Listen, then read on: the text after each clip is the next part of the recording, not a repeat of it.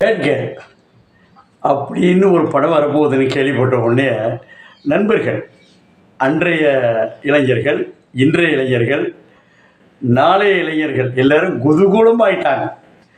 இல்லை எல்லாமே அதில் என்ன வேடிக்கைன்னா, அதாவது வர்ஷா பரத் என்ற ஒரு பெண் இயக்குனர் இயக்குறாங்க.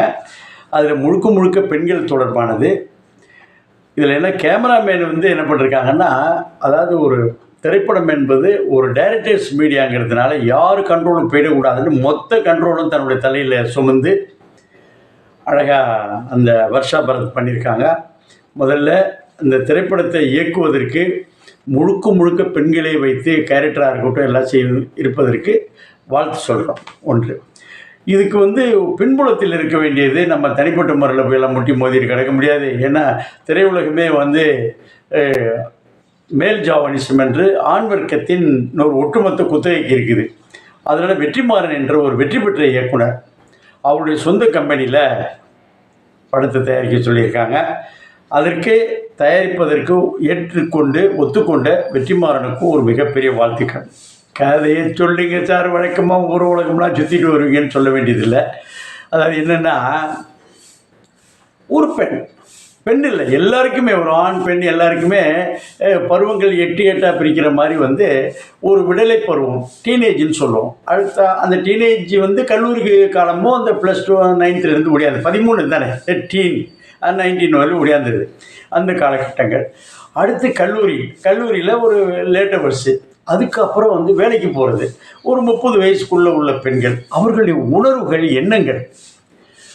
உணர்வுகள் என்றால் குறிப்பாக பாலுணர்வுகள் எப்படி எல்லாம் கெமிக்கல் ரியாக்ஷன்ஸ் பண்ணுது அப்படிங்கிறத ஒரு பட்டவர்த்தனமாக எடுத்து சொல்லணுன்னு ஒரு பெண் இயக்குனர் மேலே பண்ணியிருக்காங்க. ரெண்டாவதுல என்ன வேடிக்கைன்னா, அதில் பிஆர்ஓன்னு சொல்லக்கூடிய இது மாதிரி ப்ரெஸ் மேலே சொல்லக்கூடிய ரேகா கூட பெண்ணாக இருக்க வேண்டிய என்பது முடிவு செய்திருக்கிறார்கள்.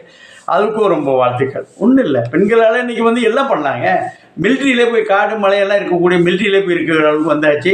இவன் மின்சார வாரியத்தில் போய் மரையேறி பண்ணக்கூடிய அளவுக்கு ஆனால் பெண்கள் செய்யாத தொழில், பெண்கள் ஈடுபட முடியாத எந்த ஒரு பிஸ்னஸ் இல்லைன்னு வந்துருச்சு. அது ரொம்ப அவர்களுக்கு மிகப்பெரிய வாழ்த்துக்கள்.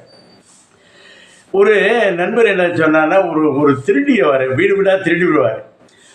அவரை போட்டு என்னடா இது எப்போ பார்த்தாலும் அக்ரஹாரத்துலேயும் இதுலேயும் பண்ணுற என்னது அந்த வெஸ்மாம்பலத்துலேயும் ட்ரிப்ளிகனும் அந்த மயிலாப்பூர்லையும் திருடிட்டு இருக்கேன்னா, சார் அவங்க தான் சார் அடிக்க மாட்டாங்க நிறைய அப்படின்னு அந்த திருட்டு பையன் சொன்னது எவ்வளோ ஒரு பட்டுவர்த்தனமான மேட்ரு.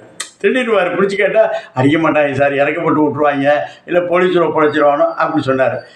அதுபோல் இந்த கதையை எடுக்கும்பொழுது மரியாதைக்குரிய பாலச்சந்தர் அவர்கள் என்ன செய்வார்னா, அந்த மயிலாப்பூர் கதையும் ட்ரிப்ளிகன் கதையும் வெஸ்மாம்பல கதையை எடுப்பாங்க.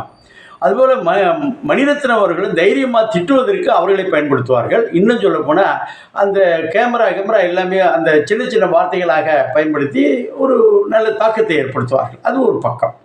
இதில் என்னென்னா, அந்த கதையில் அந்த பெண்ணு உணர்வு ரீதியாக அதான் சொல்கிறோமே, என்னென்ன மாதிரி ஆட்கொள்கிறார்கள், அவர் கூட இருக்கிற உறவினர்கள், நண்பர்கள் எப்படியெல்லாம் அவரை ஊக்கப்படுத்துகிறார்கள், டிஸ்கரேஜ் செய்கிறார்கள்.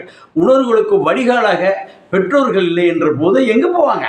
இன்றைக்கி எல்லா ஜாதிய ஒடுக்குமுறை, வன்முறை, அது நாடக காதல் என்னமோ சொன்னாங்க தவிர, உன் வீட்டில் பையன் ஒரு அந்த பொண்ணுக்கு ஒரு சரியான சொந்த மாப்பிள்ளை இல்லை, தகுதியான மாப்பிள்ளை இல்லைன்னா தகுதியான மாப்பிள்ளையை அதன் வாழ்க்கைக்கு தேடிக்கொள்வது ஒத்துக்கொள்வதில்லை. இங்கே என்ன பண்ணியிருக்காங்கன்னா, பெற்றோர்கள் ஒரு ஆர்த்தோடாக்ஸ் ஃபேமிலி நான் சொன்னேன், அந்த 3 ஏரியா 4 ஏரியா ஸ்ரீரங்கத்தை அந்த மாதிரி குரூப் பண்ணியிருக்கேன்.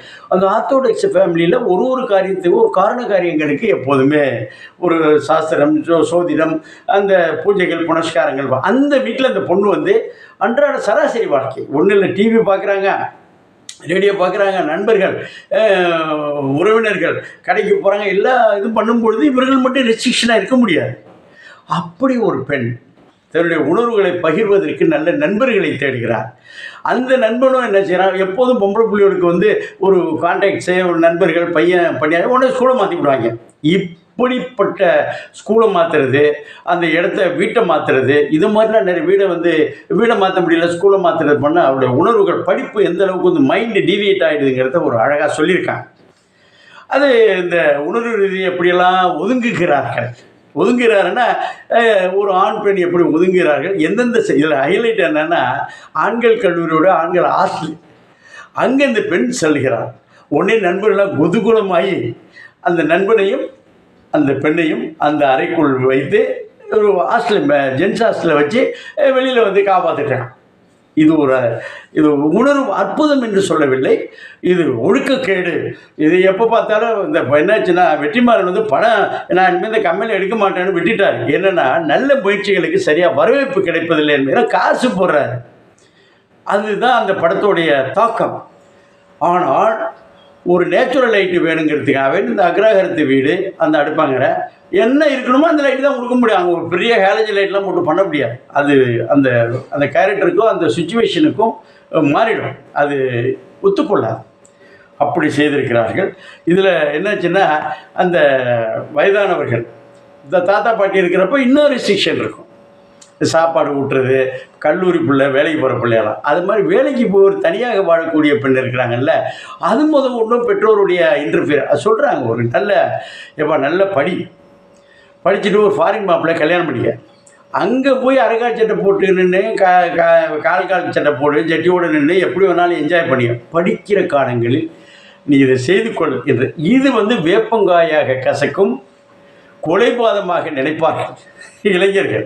ஆணு பெண் இல்லை, இந்த பெண்ணை எடுத்துக்கொண்டிருப்பதால் இது ஒரு நல்ல படைப்பு.